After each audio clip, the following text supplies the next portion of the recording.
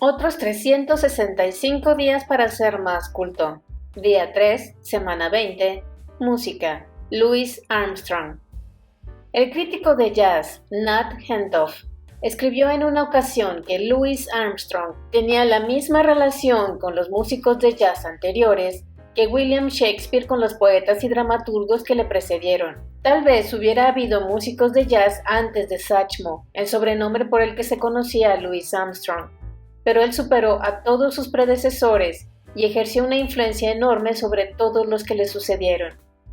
Louis Daniel Armstrong nació en Nueva Orleans, la cuna del jazz. Sin embargo, adquirió cierta significación en primer lugar cuando se trasladó a principios de la década de 1920 a Chicago, que por aquel entonces se había convertido en el centro de la interpretación del jazz. Armstrong tocó la trompeta al principio en una banda dirigida por Joe King Oliver, en la que fue pionero de un estilo que giraba en torno a la improvisación de solos más que de las obras compuestas para el grupo.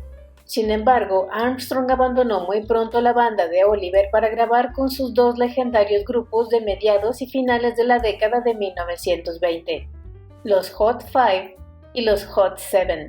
Fue con estas bandas cuando Armstrong hizo sus primeras grabaciones clásicas, entre ellas Potato Heads Blues y West End Blues. Armstrong siguió actuando e innovando durante décadas, sobre todo con el grupo All Stars, que fundó a finales de la década de 1940.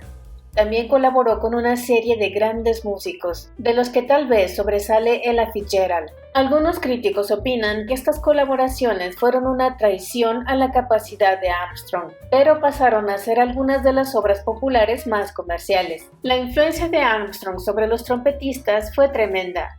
Miles Davis decía que no puede tocar nada con un instrumento de viento que Louis no haya tocado ya. Dizzy Gillespie llegó más lejos y afirmó que toda la historia del jazz estaba en deuda con Armstrong. De no haber sido por él, no habríamos existido ninguno de nosotros, dijo.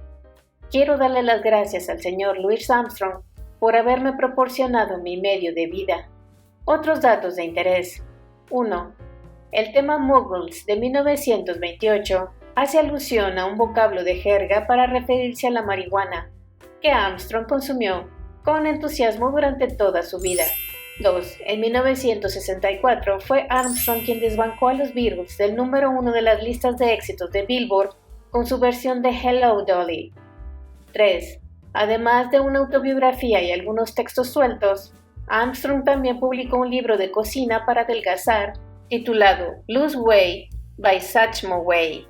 Gracias por ver y escuchar. Nos vemos en el día 137. Chaito.